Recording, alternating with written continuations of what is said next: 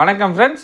நம்ம டிஎன்பிசி எக்ஸாம்ஸில் மிக முக்கியமான ஜிஎஸ்ல மிக முக்கியமான ஒரு சப்ஜெக்ட் தான் இந்தியன் பாலிட்டி, இந்திய அரசியலமைப்பு. கேள்விகள் அதிகமாக வர யூனிட்டு இதுதான். ஓகேங்களா, இதில் 3வது வீடியோ இன்றைக்கி பார்க்க போகிறது, 3rd வீடியோ. இதுக்கு முன்னாடி 2 வீடியோஸ் போட்டிருந்தோம். ஓகேங்களா, இந்திய அரசியலமைப்பு சார்ந்து. அரசியலமைப்புனா என்ன பேசிக்லேருந்து, ஓகேங்களா, அரசியலமைப்புனா என்ன, எப்படி உருவாக்குனாங்க, எந்தெந்த படிநிலைகளெல்லாம் கடந்து அரசியலமைப்பு இந்தியாவுக்கு சுதந்திரம் கிடைச்சி அரசியலமைப்பை உருவாக்குறாங்கன்னு பார்த்தோம். எந்தெந்த நாட்டோட அரசியலமைப்பை ரெஃபர் பண்ணி இந்தியாவுக்கான அரசியலமைப்பை உருவாக்குனாங்க. 60 நாடுகளை ரெஃபர் பண்ணியிருப்பாங்க, 64 லட்ச ரூபாய் செலவு பண்ணியிருப்பாங்க. இந்த மாதிரி டீட்டெயில்ஸ் எல்லாம் போன வீடியோஸில் பார்த்துருந்தோம். இன்றைக்கி என்ன பார்க்க போகிறோன்னா, இந்திய அரசியலமைப்பை உருவாக்கும் போது, ஓகேங்களா, இந்திய அரசியலமைப்பு இந்தியாவுக்குன்னு ஒரு அரசியலமைப்பை உருவாக்க போகிறோன்னு முடிவு பண்ணிட்டாங்க. அப்போது இருக்கிற வேலைகளை பிரித்து செய்கிறதுக்கு நிறைய குழுக்கள், கமிட்டிஸாக அமைக்கிறாங்க. இந்தந்த வேலையை நீங்கள் பாருங்கள், இந்த வேலையை இவர் பார்க்கட்டுன்ற மாதிரி முக்கியமான குழுக்கள் அமைச்சு வேலையை பகிர்ந்துக்கிறாங்க. அப்படி செய்யப்பட்ட வேலைகள், அதாவது அந்த கமிட்டியில் என்னென்ன வேலைகளை செஞ்சாங்க, எந்தெந்த கமிட்டி என்ன பண்ணுச்சு அப்படின்ற முக்கியமான டீட்டெயில்ஸ். ஓகேங்களா, முக்கிய குழுக்களாக ஒரு 8 குழுக்கள் இருக்குது. இதை சார்ந்த கேள்விகள் அடிக்கடி டிஎன்பிசியில் கேட்குறாங்க. இதை பார்க்க போகிறோம். ஓகேங்களா, இந்த குழுவில் மிக முக்கியமாக கருதப்படுற டிராஃப்டிங் கமிட்டி, ஓகேங்களா, வரைவு குழு. இந்த வரைவு குழுவில் யார் யார் இருந்தாங்க அப்படின்ற மாதிரி நிறைய கேள்விகள் இதிலேருந்து இந்த டாப்பிக்லேருந்து வந்து இதை பார்க்க போகிறோம். அதுக்கடுத்து தான் சின்ன குழுக்கள், ஓகேங்களா, சிறு குழுக்கள், மைனர் கமிட்டிஸ் என்னென்ன இருந்துச்சு அப்படின்றத பார்க்க போகிறோம். அதை தவிர பிற தகவல்கள், ஓகேங்களா, அரசியலமைப்பு நிர்ணய சபையோட பிற தகவல், முக்கியமான எக்ஸாம் பாயிண்ட் ஆஃப் வியூவில் முக்கியமான தகவல்களை பார்க்க போகிறோம். அதுக்கடுத்து தான் கிரிட்டிசிசம் ஆஃப் கான்ஸ்டியூஷன் அசம்பிளி. அரசியலமைப்பு நிர்ணய சபை ஒன்று உருவாக்குறாங்க. அப்புறம் என்ன பண்ணுறாங்க, அந்த நிர்ணய சபையை யார் யாரெல்லாம் விமர்சிக்கிறாங்க, என்ன மாதிரியெல்லாம் விமர்சிக்கிறாங்க. இதுவும் எக்ஸாம் பாயிண்ட் ஆஃப் வியூவில் ரொம்ப ரொம்ப ரொம்ப இம்பார்ட்டண்டான டாபிக். ஓகேங்களா, இன்றைக்கி நம்ம பார்க்க போகிற இந்த 4 டாப்பிக்குமே எக்ஸாம் பாயிண்ட் ஆஃப் வியூவில் ரொம்ப ரொம்ப ரொம்ப இம்பார்ட்டண்டான டாபிக். இப்போ நம்ம முக்கிய குழுக்களை பார்க்கலாம். ஓகேங்களா, முக்கிய குழுக்கள், அது என்ன முக்கிய குழுக்கள்? அரசியலமைப்பு இந்தியாவுக்குன்னு அதுக்கு முன்னாடி எப்படி இருந்துச்சுன்னா, ஜூன் 3rd பிளான். இதை முன்னாடி சொன்னா ஞாபகம் இருந்த மாதிரி தெரியல. June 3rd plan, mount pattern வந்திருப்பார். என்ன பண்ணியிருப்பார்னா, மவுண்ட் பேட்டன், ஓகேங்களா, ஞாபகம் வச்சுக்கோங்க. இந்த கதையை சொன்னான்னு தெரியல. Mountbatten June 3rd plan, Mountbatten இந்தியாவுக்கு வருவார். என்ன பண்ணுவார்னா, ஜூன் 3rd பிளான் ஒரு பிளான் அறிவிப்பார். ஓகேங்களா, இதன் மூலியமாக தான் என்ன பண்ணியிருப்பாங்கன்னா, இந்தியா பாகிஸ்தான் 2ஆக பிரிக்கப்படும் அப்படின்னு சொன்னவர் யார்? Mountbatten. எதன் மூலியமாக சொல்கிறாருன்னா, இந்த ஜூன் 3rd பிளான், ஜூன் 3 திட்டத்தின்படி தான் என்ன சொல்லுவார்னா, அதுக்கு முன்னாடி இந்தியா பாகிஸ்தான் 2ஆக பிரியுமா பிரியாதான்னு யாருக்கும் தெரியாது. கோரிக்கை வைக்கிறாங்க. ஓகேங்களா, இந்தியா தனியாக பிரிங்க, முஸ்லீம்ஸ்லாம் இருக்கிற பெரும்பான்மை பகுதியை எங்களுக்கு பாகிஸ்தான் பிரித்து கொடுங்கன்னு ஜின்னா தலைமையில் கோரிக்கையெல்லாம் வைப்பாங்க. பட் யாரும் அதுக்கு முன்னாடி இருந்த கிரிப்ஸ் தூதுக்குழுவோ அந்த ஆகஸ்ட் கொடையிலோ எதுலையுமே இந்த இந்தியா பாகிஸ்தான் 2ஆக பிரிக்கப்படும் அப்படின்லாம் சொல்லியிருக்க மாட்டாங்க. முதல்ல இந்தியா பாகிஸ்தான் 2ஆக பிரிக்கப்படும் அஃபீஷியலாக யார் சொல்கிறதுனா, மவுண்ட் பேட்டன்.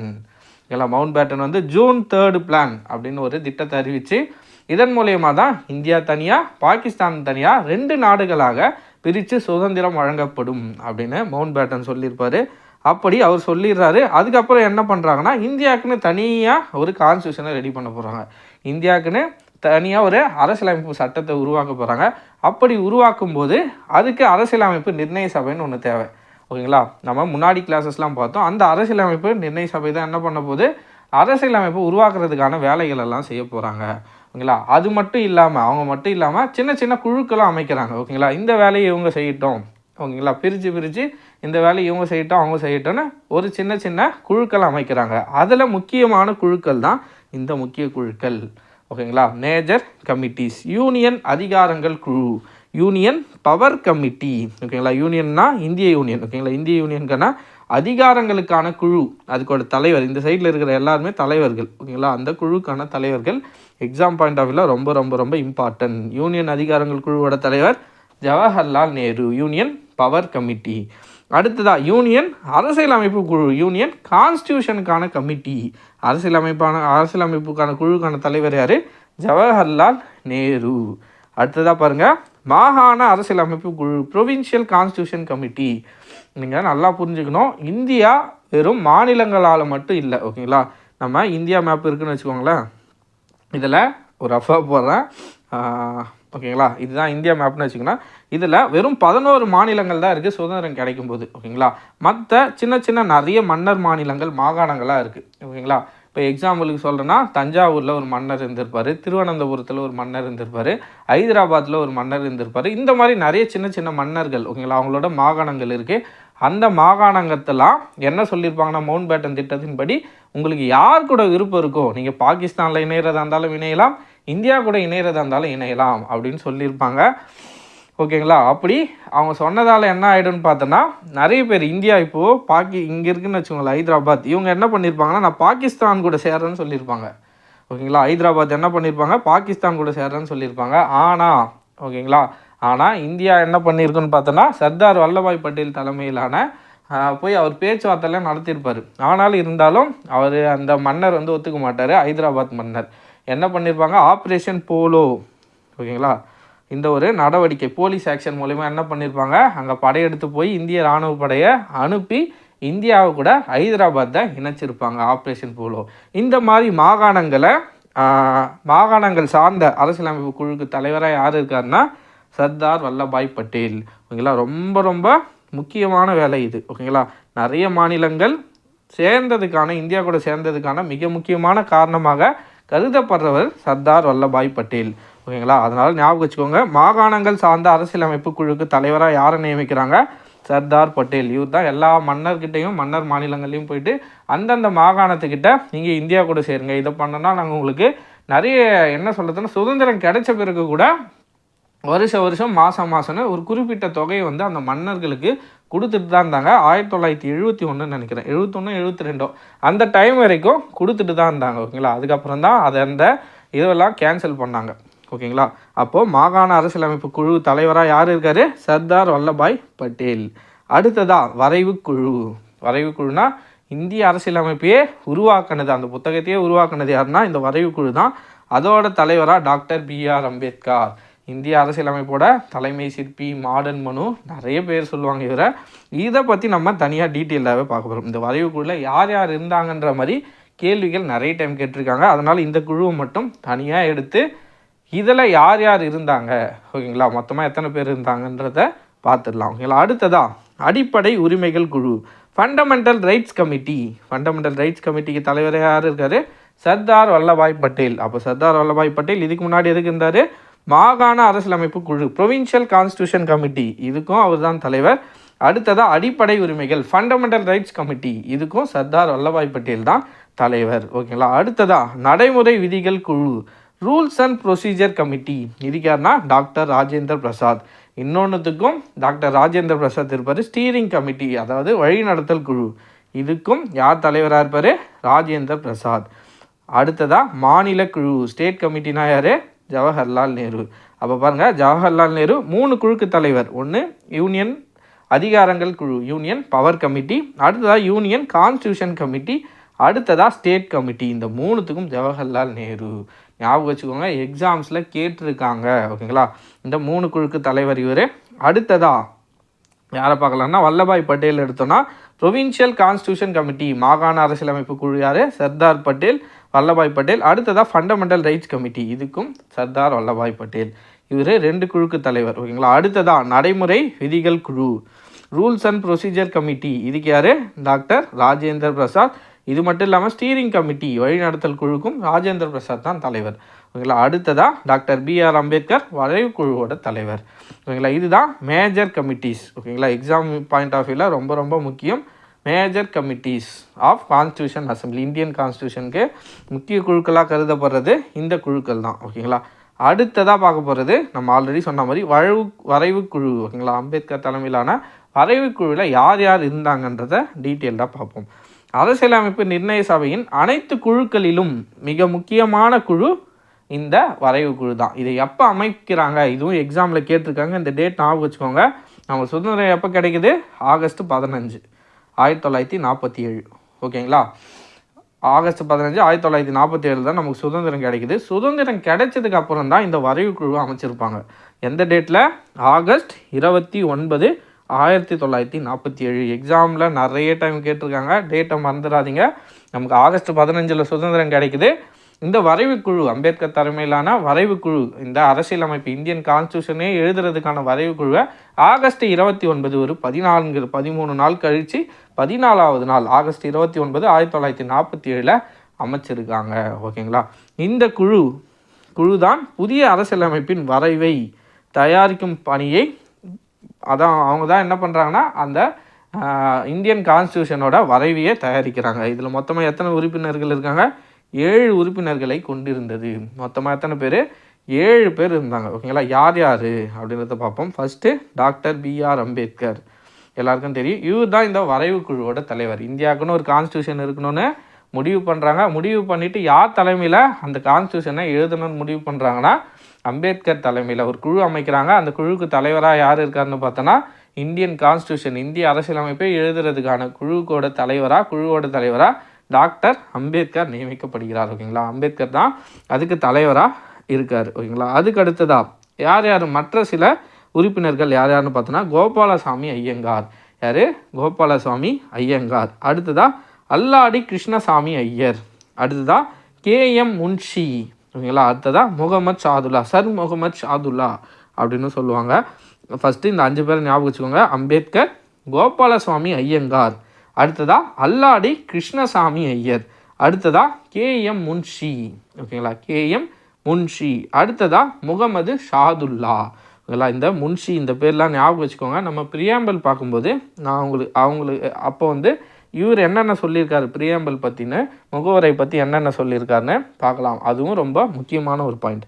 ஓகேங்களா, இந்த 5 பேரை ஞாபகம் வச்சுக்கோங்க. அம்பேத்கர், கோபாலசுவாமி ஐயங்கார், அல்லாடி கிருஷ்ணசாமி ஐயர், K.M. முன்ஷி, முகமது ஷாதுல்லா. ஓகேங்களா, அடுத்து இருக்கிற 2 பேரை பாருங்கள். N. மாதவராவ். ஓகேங்களா, ஃபஸ்ட்டு ஆகஸ்ட் 29 ஒரு குழு அமைச்சாங்களா, அப்போ இந்த மாதவராவ் இல்லை. இவருக்கு பதில் யார் இருக்காங்கன்னா B.L. மிட்டர். ஓகேங்களா, மிட்டர்னு ஒருத்தரை ஃபஸ்ட்டு நியமிக்கிறாங்க. ஆனால் ஓகேங்களா ஒரு காரணத்தால் அவர் அந்த வரைவு குழுலேருந்து வெளியே போயிடுறாரு. அதுக்கு அடுத்ததாக இவருக்கு பதிலாக தான் இந்த மாதவராவ் நியமிக்கப்படுறாரு. கேள்வி இப்படின்னு கேட்டிருக்காங்க இதுக்கு முன்னாடி. மிட்டருக்கு பதிலாக அரசியலமைப்பு வரைவு குழுவில் யார் நியமிக்கப்பட்டாங்க அப்படின்னு கேட்டிருக்காங்க. யாருன்னா மாதவராவ். யார்? மிட்டர். ஓகேங்களா, மிட்டருக்கு பதிலாக அரசியலமைப்பு வரைவு குழுவில் நியமிக்கப்பட்டவர் தான் மாதவராவ். நீங்கள் இங்கிலீஷில் ஞாபகம் வச்சுக்கோங்க. மிட்டருக்கு பதிலாக யாரை நியமிக்கிறாங்க? M.L. ஸ்டார்ட் ஆகிற மாதவராவ்.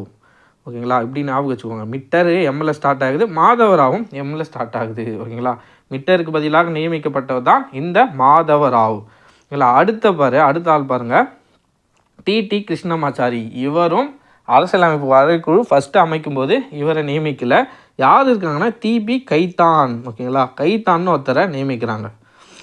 ஓகேங்களா, கைத்தான் அப்படின்ற ஒருத்தரை நியமிக்கிறாங்க. ஆனால் இவர் இறந்து போயிடுறார். ஓகேங்களா, இவர் இறந்துடுறாரு. அதுக்கடுத்ததான் இவருக்கு பதில் தான் யாருன்னா இந்த கிருஷ்ணமாச்சாரி. இவருக்கும் என்ன ஷார்ட்கட்னா Khaitan, K.L. Start ஆகுதுங்களா, கிருஷ்ணமாச்சாரியும் K.L. Start ஆகும். ஓகேங்களா, இப்படி ஞாபகம் வச்சுக்கோங்க. ஃபஸ்ட்டு கைத்தான்னு ஒருத்தர் தான் வரைவு குழுவில் சேர்க்குறாங்க. ஆனால் அவர் இறந்ததால் 1948 வாக்கில் கிருஷ்ணமாச்சாரி, நம்ம என்ன பார்த்தோம், மிட்டருக்கு பதிலாக யாரை சேர்த்தாங்க? மாதவராவ். M.க்கு M, கெய்தானு K.L. ஸ்டார்ட் ஆகுது. அந்த கேக்கு பதிலாக கேக்கு ஆல்டர்னேட்டாக யாரை சேர்க்குறாங்க? கிருஷ்ணமாச்சாரி K. M.க்கு M, கேக்கு K. அதாவது மிட்டருக்கு மாதவராவ், கைத்தானுக்கு பதிலாக T.T. கிருஷ்ணமாச்சாரி. ஓகேங்களா, இந்த டீட்டெயில்ஸ் தெரிஞ்சால் போதும். இந்த வரைவு குழுவில் யார் யார் இருந்தாங்கன்ற டீட்டெயில்ஸ் இதுதான். இந்த 7 பேரை மறக்கக்கூடாது. ஓகேங்களா, இது எக்ஸாமில் நிறைய டைம் கேட்டிருக்காங்க. அடுத்ததாக சிறு குழு, நம்ம மேஜர் கமிட்டிஸாக பார்த்தோம் இதுக்கு முன்னாடி. ஓகேங்களா, என்னென்ன வல்லபாய் பட்டேல், ராஜேந்திர பிரசாத், ஜவஹர்லால் நேரு, அம்பேத்கர் தலைமையிலான மேஜர் கமிட்டிஸாக பார்த்தோம். இப்போ மைனர் கமிட்டி, சிறு குழுக்களாக என்னென்ன குழுக்கள் இருந்துச்சு? House committee. ஓகேங்களா, ஹவுஸ் கமிட்டின்னு ஒரு கமிட்டிக்கு தலைவராக யார் இருக்காங்கன்னா பட்டாபி சீதாராமையா. இதுவும் எக்ஸாம்ஸில் கேட்டிருக்காங்க. ஹவுஸ் கமிட்டியோட தலைவராக யார் செயல்பட்டார்னா P. சீதாராமையா. அடுத்ததா தேசிய கொடி குறித்த தற்காலிக குழு. ஓகேங்களா, இதுவும் எக்ஸாம்ஸில் கேட்டிருக்காங்க. ஆதாக் ஃப்ளாக் கமிட்டி, அதாவது தேசிய கொடி குறித்த தற்காலிக குழு. ஓகேங்களா, தேசிய கொடி குறித்து தற்காலிக குழு யாருன்னா டாக்டர் ராஜேந்திர பிரசாத். இதுவும் எக்ஸாம்ஸில் நிறைய டைம் கேட்டிருக்காங்க. ஆதாக் ஃப்ளாக் கமிட்டி தலைவர் யாருன்னா டாக்டர் ராஜேந்திர பிரசாத். தேசிய கொடி குறித்த தற்காலிக குழு. ஓகேங்களா, ஆதாக் ஃப்ளாக் கமிட்டினா தேசிய கொடி குறித்த தற்காலிக குழு. ஓகேங்களா, இந்த 2 கமிட்டி நான் வச்சுக்கோங்க. ஹவுஸ் கமிட்டி பட்டாபி சீதாராமையா, தேசிய கொடி குறித்த குழு டாக்டர் ராஜேந்திர பிரசாத். ஓகேங்களா, அடுத்ததா பிற முக்கிய தகவல்கள். அரசியலமைப்பு நிர்ணய சபை நம்ம சொல்லியிருந்தோம். இந்த அரசியலமைப்பு நிர்ணய சபை சார்ந்த மிக முக்கியமான வேறு தகவல்கள் என்ன? இந்த அரசியலமைப்பு நிர்ணய சபைக்குன்னு ஒரு சிம்பிள் இருந்துச்சு. ஓகேங்களா, சின்னமாக என்ன இருந்துச்சுன்னா எலஃபண்ட், யானை. ஓகேங்களா, அரசியலமைப்பு நிர்ணய சபையோட சின்னம் என்னென்னு கேள்வி கேட்டிருக்காங்க, என்னன்னா யானை. அடுத்ததா அரசியலமைப்பு நிர்ணய சபையோட சட்ட ஆலோசகர், லீகல் அட்வைசராக யார் இருந்திருக்காங்க? BN ராவ். ஓகேங்களா, இது எல்லாமே நம்ம இப்போ பார்க்குறது எல்லாமே ப்ரீவியஸ் இயர் கொஷின்ஸில் கேட்கப்பட்ட தகவல்கள் தான். ஓகேங்களா, அடுத்ததாக செயலர், செக்ரட்டரியட். அரசியலமைப்பு நிர்ணய சபையோட செக்ரட்டரியட் செயலராக யார் இருக்காங்கன்னா HVR ஐயங்கார். அடுத்ததாக தலைமை வரைவாளர், சீஃப் டிராஃப்ட்மேன் SN முகர்ஜி. ஓகேங்களா, இந்த 4 விஷயத்தை மறக்கக்கூடாது. சின்னம், அரசியலமைப்பு நிர்ணய சபையோட சின்னமாக என்ன இருந்துச்சு? யானை, எலஃபண்ட். அரசியலமைப்பு சட்ட ஆலோசகர், லீகல் அட்வைசராக BN ராவ் இருக்கார். அடுத்ததாக செயலர் செக்ரட்டரியட்டா HVR ஐயங்கார். ஓகேங்களா, அடுத்ததாக தலைமை வரைவாளர், சீஃப் டிராஃப்ட்மேனாக யார் இருக்காருன்னா SN முகர்ஜி. இந்த 4 தகவல்களும் ரொம்ப ரொம்ப ரொம்ப முக்கியம். இன்னொன்று, இது எல்லாம் புத்தகத்தில் இருக்காது. ஓகேங்களா, இதெல்லாம் ஸ்டாண்டர்ட் ஆத்தர் புக்கான லக்ஷ்மிகாந்த் புக்கில் இருக்கிற டேட்டா. ஓகேங்களா, லக்ஷ்மிகாந்த் புக்கில் இருக்கிற டேட்டா. இந்த கேள்விகளும் நிறைய டைம் கேட்டிருக்காங்க ப்ரீவியஸாக, அதனால் இதையும் நம்ம பார்த்துடலாம். இப்போது நீங்கள் பார்த்தீங்கன்னா TNPSC கொஷின் ஸ்டாண்டர்ட் மொத்தமாகவே மாறிடுச்சு. ரொம்ப ஸ்டாண்டர்டாக கேள்விகள் கேட்குறாங்க. ஓகேங்களா, அதனால் புத்தகத்தில் இருக்கிறத மட்டும் நம்ம பார்த்தா போதுமானதாக இருக்காது. அதனால் இந்த தகவல்களையும் நம்ம பார்க்க வேண்டியது கட்டாயம். ஓகேங்களா, இப்போது ரீசெண்டாக Group 2A மெயின்ஸ் கொஷின் நடந்துச்சு. அந்த கொஷின் பேப்பர் பார்த்துருந்தீங்கன்னா தெரிஞ்சிருக்கும் கேள்விகளோட தரம். ஓகேங்களா, UPSC கொஷின் ஸ்டாண்டர்டுக்கு கிட்டத்தட்ட UPSC கொஷின் ஸ்டாண்டர்ட் கிட்ட போயிட்டாங்க. அதனால் நம்மளும் அந்த அளவுக்கு போக வேண்டியது அவசியம். ஓகேங்களா, நம்ம ரொம்ப டீப்பாக படிக்க போகிறதில்ல, பட் இந்த மாதிரி முக்கியமான தகவல்கள் நிறைய இருக்குது. ஓகேங்களா, நம்ம புத்தகத்தை தாண்டி நிறைய தகவல்கள் இருக்குது. அதனால் இதையெல்லாம் நம்ம பார்க்க வேண்டியது அவசியம். ஓகேங்களா, அதனால் இது எல்லாத்தையும் நம்ம படித்து தான் ஆகணும். ஓகேங்களா, அடுத்ததா கிரிட்டிசிசம் ஆன் கான்ஸ்டியூஷன் அசம்பிளி. இங்கிலீஷ்லேயே இருக்கான்னு கஷ்டப்படாதீங்க, நான் தமிழில் சொல்லிடுறேன். ஓகேங்களா, இதை தமிழில் டிரான்ஸ்லேட் பண்ணால் நிறைய பிழை வருது. ஓகேங்களா, அதனால தான் இங்கிலீஷ்லேயே இருக்கட்டும்னு அப்படியே விட்டுட்டேன். என்னென்னா கான்ஸ்டியூஷன் அசம்பிளி. ஓகேங்களா, அரசியலமைப்பு நிர்ணய சபைன்னு ஒன்று உருவாக்கிட்டாங்க. அந்த அரசியலமைப்பு நிர்ணய சபையை என்னென்னலாம் விமர்சிக்கிறாங்க?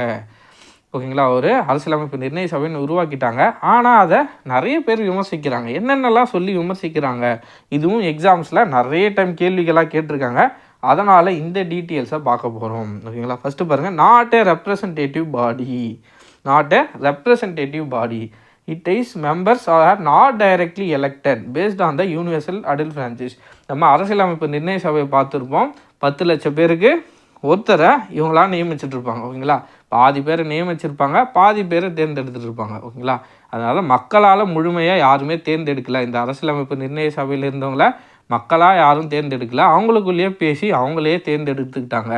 நாட் ஏ ரெப்ரசன்டேட்டிவ் பாடி அப்படின்னு விமர்சிக்கிறாங்க. ஓகேங்களா, இது ஃபஸ்ட்டு பாயிண்ட். அடுத்து பார்த்தீங்கன்னா, not a sovereign body, it was created by British proposal. என்னன்னா, இது இந்தியாவில் இருக்கிற இந்தியர்களால் முடிவு பண்ணப்படல. நம்ம பார்த்தோம் கேபினெட் மிஷன், அரசியலமைப்பு தூதுக்குழுன்னு ஒரு குழு அமைச்சிருப்பாங்க. அந்த தூதுக்குழுவில் ஒரு 3 பேர் இருந்திருப்பாங்க. ஓகேங்களா, சிம்பிளாக சொன்னோன்னா யாருன்னா லாரன்ஸ், பெத்திக் லாரன்ஸ்னு ஒருத்தர் இருந்திருப்பார். அடுத்ததாக கிரிப்ஸ். ஓகேங்களா, அடுத்ததாக அலெக்சாண்டர். இந்த 3 பேர் இருந்திருப்பாங்க. ஓகேங்களா, இவங்க தான் இந்த கேபினெட் மிஷன், அரசியலமைப்பு தூதுக்குழுன்னு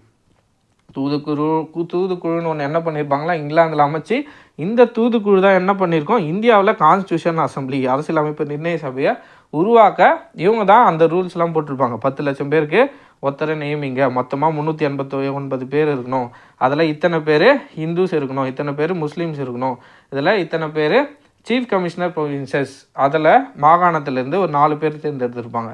அந்த மாதிரி இந்த வரையறை எல்லாத்தையும் கொடுத்தது இந்த தூதுக்குழு, கேபினெட் மிஷன். இதுக்கு தலைவராக யார் இருந்திருப்பார்னா இந்த பெத்திக் லாரன்ஸ் அப்படின்றவர் தான் இதுக்கான தலைவராக இருந்திருப்பார். ஓகேங்களா, இப்படி இந்த எல்லா ரூல்ஸ் அண்ட் ரெகுலேஷன்லையும் போட்டது யார்? பிரிட்டிஷ். இதை இந்தியாவில் இருந்தவங்க யாரும் பண்ணலை. அதை தான் என்ன சொல்லியிருப்பாங்க, நாட் ஏ சவரன் பாடி, இறையாண்மை மிக்க ஒரு அமைப்பாக இந்த அரசியலமைப்பு நிர்ணய சபை இல்லை, இந்திய இறையாண்மை இதில் இல்லவே இல்லை. பிரிட்டிஷ் என்ன சொன்னாங்களோ, ஆங்கிலேயர்கள் சொன்னதை அப்படியே இவங்க ஃபாலோ பண்ணாங்க. It was created by British proposal and it session were held in the permission of British government.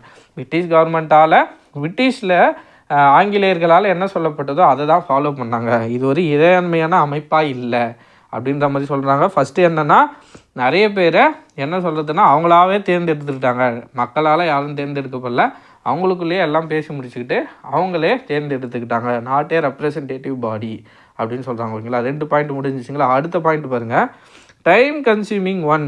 நம்ம ஆல்ரெடி பார்த்துருப்போம். எவ்வளோ நாள் ஆகிருக்கும் இந்த அரசியலமைப்பு நிர்ணய சபையை அரசியலமைப்பை எழுதி முடிக்கிறதுக்கு 2 வருஷம் 11 மாதம் 18 நாள் ஆயிருக்கும். கிட்டத்தட்ட இன்னும் ஒரு 12 நாள் சேர்த்துருந்தாங்கன்னா 3 வருஷம். எல்லாம் மொத்தமாக ஒரு 3 வருஷம் கிட்ட டைம் எடுத்திருப்பாங்க. அதை தான் சொல்லியிருப்பாங்க. It's took unduly long time to frame the constitution on the other and American கான்ஸ்டியூஷன்லாம் 4 மாதத்தில் எழுதி முடித்தாங்க. ஆனால் இந்திய கான்ஸ்டியூஷன் கிட்டத்தட்ட 3 வருஷத்தை எடுத்துக்கிட்டாங்க. 2 வருஷம் 11 மாதம் 18 நாள்.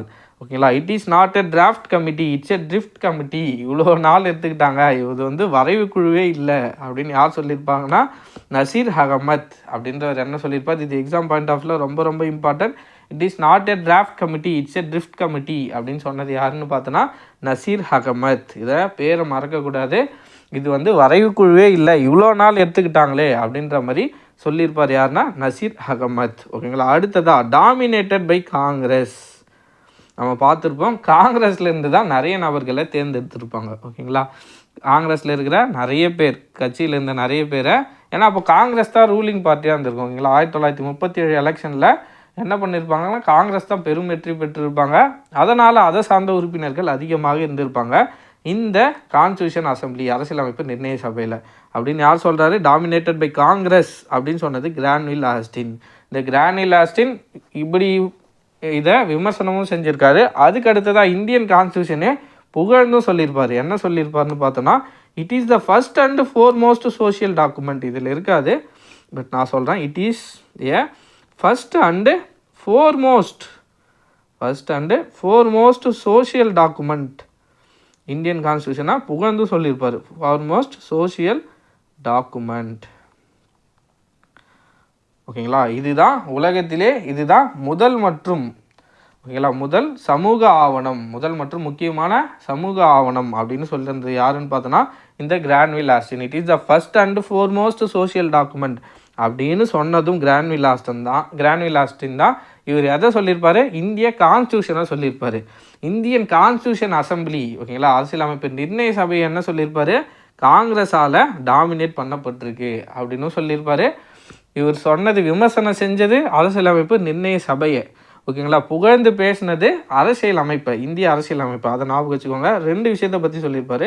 First and foremost social document அப்படின்னு இந்தியன் கான்ஸ்டியூஷனை சொல்கிறது எதுனா, அதான் முதல் சமூக ஆவணம் அப்படின்னு சொல்லியிருப்பார். ஓகேங்களா, it is a first and foremost social document, சமூக ஆவணம்னு எதை சொல்லியிருப்பார்னா இந்தியன் கான்ஸ்டியூஷனை. அதுவே அரசியலமைப்பு நிர்ணய சபையை, கான்ஸ்டியூஷன் அசம்பிளி என்ன சொல்லியிருப்பார்னா இது டாமினேட்டட் பை காங்கிரஸ். காங்கிரஸில் இருந்தவங்க தான் நிறைய பேர் இந்த அரசியலமைப்பு நிர்ணய சபையில் இருந்தாங்க அப்படின்னு கிரான்வில் ஆஸ்டின் சொல்லியிருப்பார். ஓகேங்களா, என்னென்னா the constitution assembly was a one part body is essentially one party country. ஓகேங்களா, இதையும் ஞாபகம் வச்சுங்க. One part body is an essential ஒரு பார்ட்டி கண்ட்ரி. ஓகேங்களா, த அசம்பிளி வாஸ் காங்கிரஸ் அந்த காங்கிரஸ் வாஸ் இந்தியா. காங்கிரஸ் தான் இந்தியா, இந்தியா தான் காங்கிரஸ் அப்படின்னு சொல்லியிருப்பார். ஓகேங்களா, த அசம்பிளி வாஸ் த காங்கிரஸ். இந்த அரசியலமைப்பு நிர்ணய சபையே காங்கிரஸ் தான். ஓகேங்களா, அந்த காங்கிரஸ் தான் இந்தியா அப்படின்னு விமர்சனமும் செஞ்சுருப்பார் கிரான்வில் ஆஸ்டின். இந்த பாயிண்ட்டை மறக்கவே கூடாது. கிரான்வில் ஆஸ்டின் சொன்ன இந்த பாயிண்ட்டை மறக்கக்கூடாது. அதுதான் not a draft committee, the drift committee. இது ரெண்டும் ரொம்ப ரொம்ப ரொம்ப இம்பார்ட்டன்ட். அடுத்ததான் லாயர் பொலிட்டீஷியன் டாமினேஷன். இந்திய அரசியலமைப்பு நிர்ணய சபையில் தேர்ந்தெடுக்கப்பட்ட நபர்களில் நிறைய பேர் லாயராக இருந்திருப்பாங்க. நீங்கள் ஐஎன்சிலாம் எடுத்தாங்களே, இந்திய தேசிய காங்கிரஸில் எடுத்தாலே நிறைய பேர் இதில் லாயராக தான் இருப்பாங்க.